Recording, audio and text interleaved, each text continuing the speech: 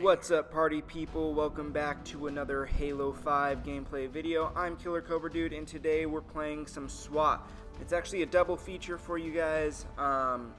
SWAT games are typically a lot shorter than normal gameplay videos just because they go by a lot faster because the time to kill is so much shorter because it's a one-shot headshot, obviously. And so I'm doing the double feature because each video was about 4 minutes long, and I thought that was just a little bit too short for a upload for me to be able to talk about what I wanted to talk to you guys about today. So hopefully it doesn't go on too long, since the video is going to be about, close to 10 minutes now, and usually my videos are like the 6-minute mark, but hopefully you guys enjoy the content. Pretty good gameplay. I try to stay as humble as possible, but SWAT is one of the game modes that I'm just really good at in Halo. So it's always nice after getting beat up a little bit in some of the other game modes to go back to SWAT and be able to beat up on some kids a little bit. So makes you feel good.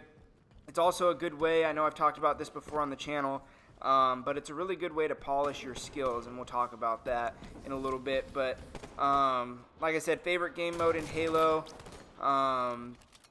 But it's easy. One of the reasons I like it for just gameplay content in general is it's really easy to chain kills together. And so, people like to see kill chains. They like to see triple kills. They like to see overkills and stuff like that. Even though it's not quite as impressive as getting a triple kill or an overkill in like a big team or a Slayer or something like that, it still is, pretty cool to just be able to snap off 3 or 4 shots and get 3 or 4 kills out of it. So I do like that a lot. I like that aspect of SWAT, and I think it's a lot of fun.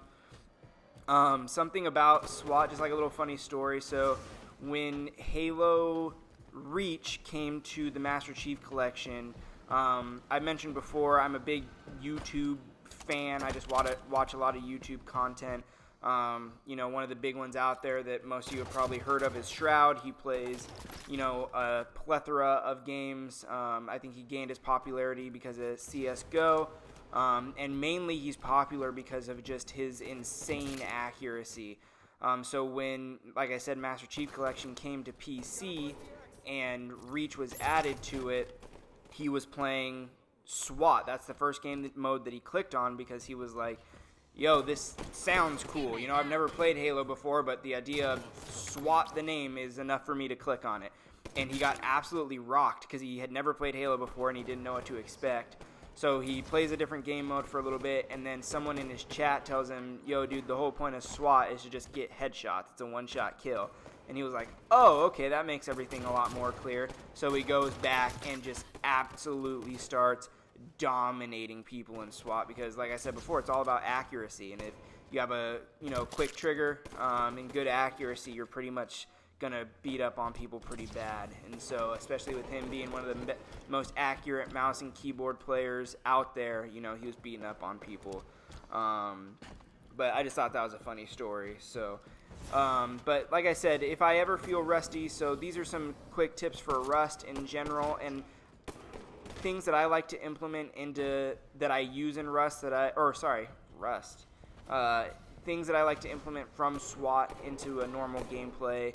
Headshots, obviously, just always shoot for the head. You can never go wrong there.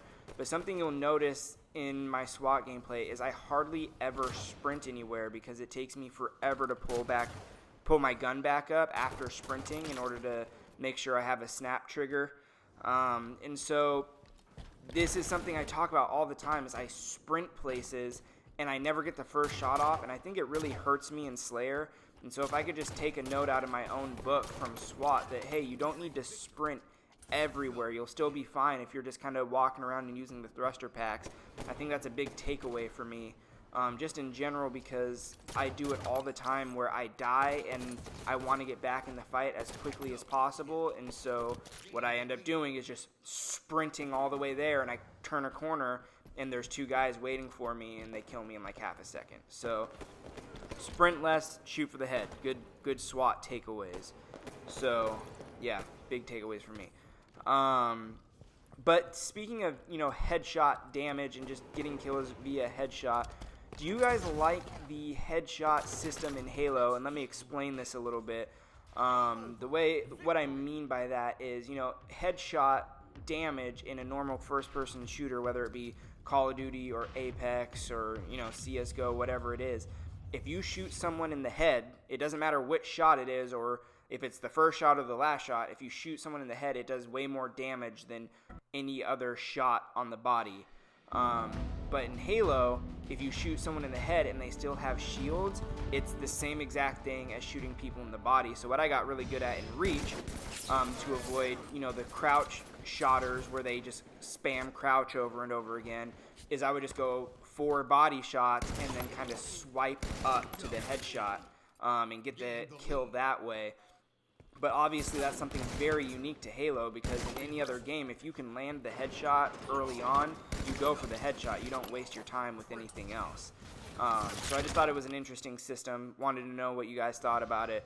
Tell me what you think down in the comments. But I have a chain of questions for you guys here. So before you scroll down to the comments, listen to all my questions and your opinions on things.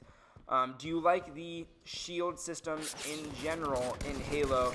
And what I mean by that is, you know, it's kind of in line with the other question, but do you like that there's a shield that you have to take down and then you start doing damage in terms of like headshots and stuff like that?